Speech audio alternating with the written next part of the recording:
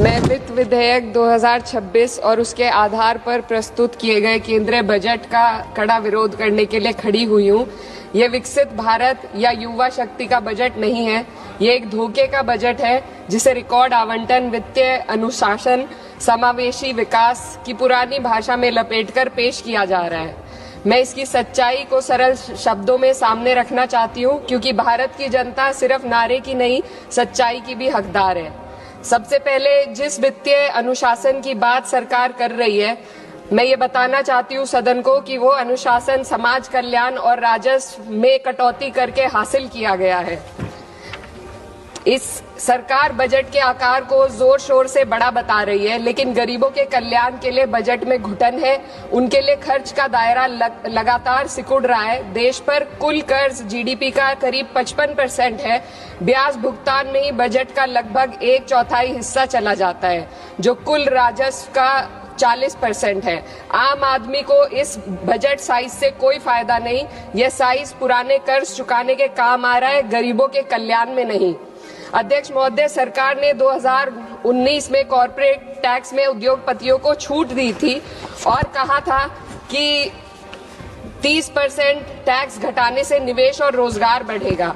बाद में आरबीआई की रिपोर्ट ने स्वीकार किया कि कंपनियों ने लगभग 1.5 लाख करोड़ के लाभ का उपयोग कर्ज चुकाने, नकदी जमा करने और बकाये बायबैक में किया, ना कि नए निवेश या रोजगार में।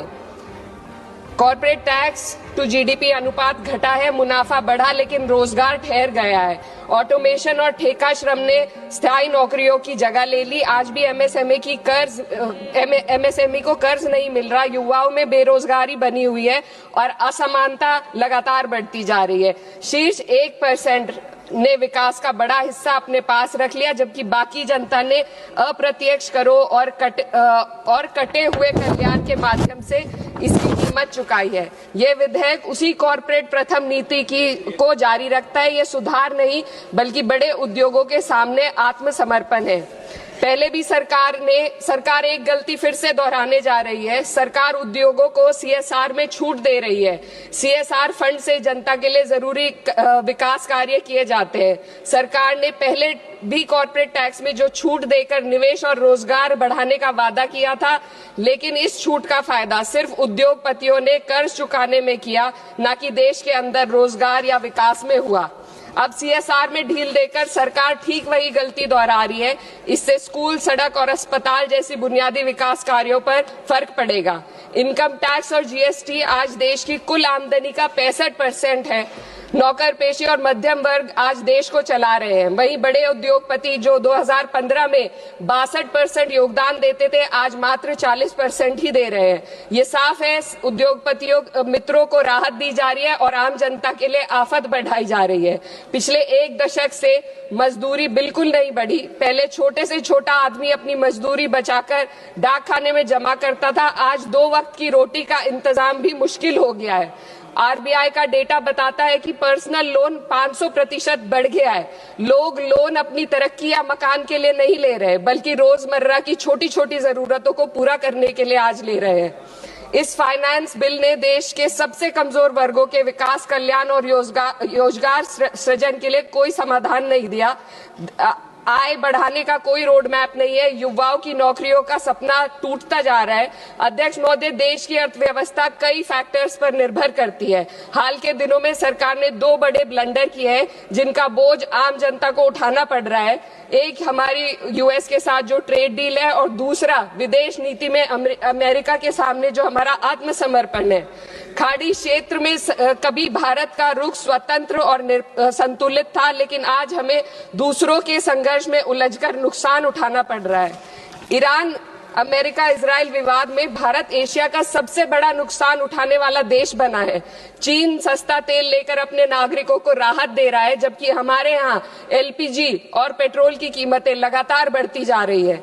ईरान जैसे पुराने मित्र के कठिन समय में हम खुलकर समर्थन नहीं कर सके और आज गैस आपूर्ति के लिए बार बार अनुरोध करना पड़ रहा है। विदेश नीति साहस और स्पष्टता से चलती है। इसको ईरान के शहीद supreme leader Ayatollah Ali Khamenei ji ने अपनी शहादत से साबित किया। 36 साल की उम्र के लीडर ने कभी 56 इंच की छाती का दावा नहीं किया, बल्कि जब जरूरत पड़ी तो अमेरिका के सामने झुकने की बजाय उन्होंने शहादत को गले लगाना पसंद किया। लचर विदेश नीति ने देश को महंगाई और आपूर्ति के संकट की दहलीज पर लाकर खड़ा कर दिया है। सरकार कहती है भंडार पर्याप्त है, तो कीमतें क्यों लगातार बढ़ती जा रही है?